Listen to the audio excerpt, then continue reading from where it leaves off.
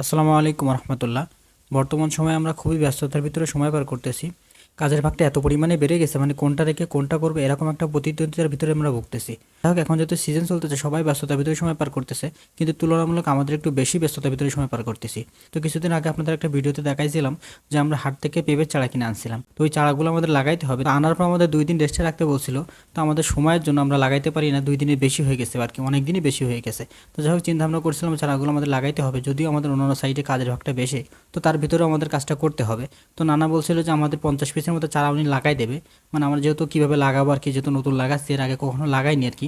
তো যার কারণে নানা বলতেছিল যে আমি কিছু পরিমাণে চারা লাগাই দেবো আর কি, দেখাই দেবো যে কীভাবে লাগাইতে হবে আর কি। তো যার কারণে আমরা আসলে আমাদের পরপরই চলে আসি লাগানোর উদ্দেশ্যে। তো এর আগেও বলছি যে চারা লাগানোর উপযুক্ত সময় হচ্ছে আপনার বিকেলবেলা, মানে সন্ধ্যার আগ দিয়ে। তো যার কারণে আমরা আসলে আমাদের পরপরই চলে আসি লাগানোর উদ্দেশ্যে। তো আসার পর আমাদের খামারের ভিতরে যে চারাগুলো আমরা রাখছিলাম ওখান থেকে চারাগুলো কিছু পরিমাণে নিয়েছিলাম। তো যদি আমাদের একদিনে লাগানো সম্পূর্ণ হবে না, কারণ আমাদের এখানে 200 পিস মতো চারা আছে, আর যেহেতু আমাদের অন্যান্য সাইডে কাজের পরিমাণটা বেশি, তো যার কারণে আমরা বেশি পরিমাণে সময় দিতে পারবো না। তো যার কারণে আমরা আসর থেকে মাগরিব পর্যন্ত যত পর্যন্ত লাগানো যায় আমরা চেষ্টা করবো ওই পর্যন্ত লাগানোর জন্য আর কি। তো চারাগুলো নিয়ে আমরা যেখানে লাগাবো ওই জমিতে আমরা নিয়ে আসি। তো নিয়ে আসার পর জায়গাটা সম্পূর্ণভাবে পরিষ্কার করে নিই। তো এর ভিতরে নানা একটা মাপ দিয়ে নিছিল, মানে 4 হাত বাই 4 হাত আমরা এরকম ভাবে লাগাবো আর কি।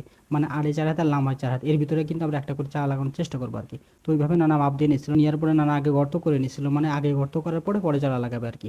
যাই হোক, নানা এইভাবে গর্ত করার কাজটা সম্পূর্ণ করার পরে আমরা পর্যায়ক্রমে চারা লাগানো শুরু করি আর কি। তো আলহামদুলিল্লাহ চারাগুলো এখনো পর্যন্ত ভালো আছে। তো চিন্তা করতেছিলাম যেহেতু দেরি হয়ে গেছে চারাগুলো নষ্ট হয়ে যায় কিনা। তো যাই হোক, চারাগুলো এখনো পর্যন্ত ভালো আছে। তো এইভাবে আমরা লাগানোর কাজটা সম্পূর্ণ করি আর কি। তো লাগানোর কাজ সম্পূর্ণ করার পরে প্রতিটি গাছে আমি পানি দিয়ে দিয়েছিলাম। তো এর আগে আপনাদের বলছি যে লাগানোর পর যদি একটু পানি দেওয়া হয়, তো পরবর্তীতে রাত্রে যে কুয়াশাটা পড়ে ওতে আর কি গাছগুলো বেঁচে যায় আর কি, যার কারণে মরার ভাগটা কম থাকে একেবারেই।